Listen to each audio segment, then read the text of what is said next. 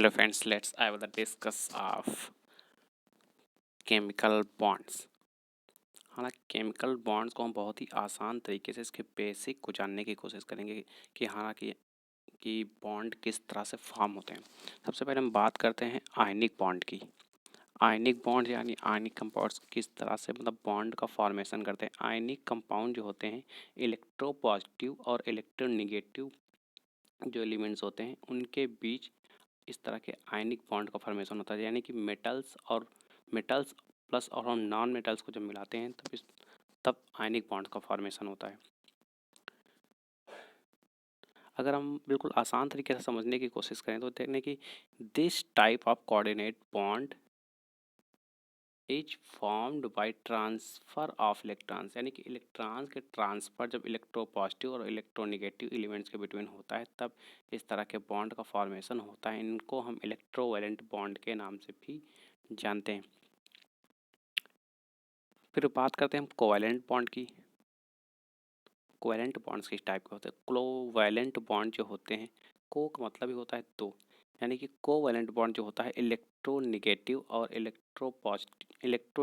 Electronegative compounds के between ही इस तरह के बॉन्ड का फॉर्मेशन होता है। जैसे कि बात करें हम नॉन मेटल्स और प्लस नॉन मेटल्स को जब मिलाते हैं तब कोवैलेंट बॉन्ड्स का फॉर्मेशन होता है।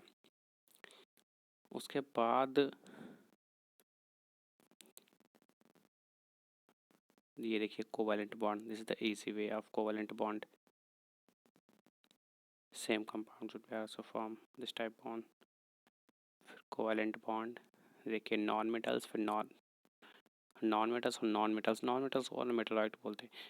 इनकी अनपेयर्ड इलेक्ट्रॉन वैलेंस जो इलेक्ट्रॉन्स हैं, इन्होंने जब शेयरिंग करके जो बॉन्ड बनाया इसको हम कोवैलेंट बॉन्ड या कोवैलेंट मॉलिक्यूल्स की कैटेगरी में रखते हैं।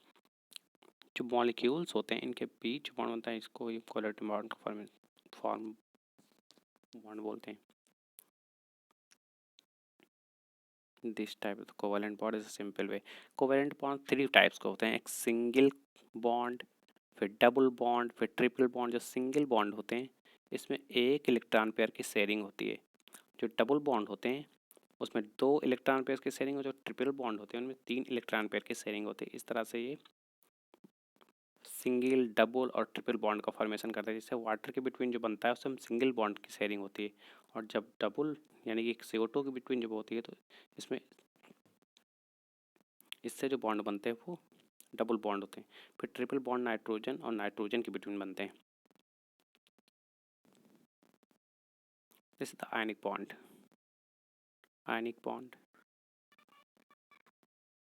This category is also represent of ionic bond, covalent bond और metallic bond or a van der Waals bond। This is the covalent bond.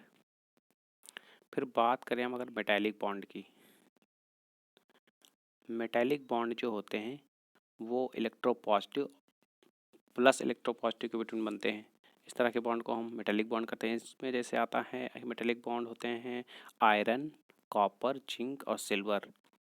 उसके बाद अगर हम कोऑर्डिनेट बॉन्ड जो होते हैं, कोऑर्डिनेट बॉन्ड होते हैं इलेक्ट्रॉन रिच और इलेक्ट्रॉन डेफिशिएंट स्पीशीज जब आपस में मिलती हैं, इलेक्ट्रॉन के शेयरिंग इनके बिटवीन होता है तब कोऑर्डिनेट बॉन्ड का फॉर्मेशन होता है।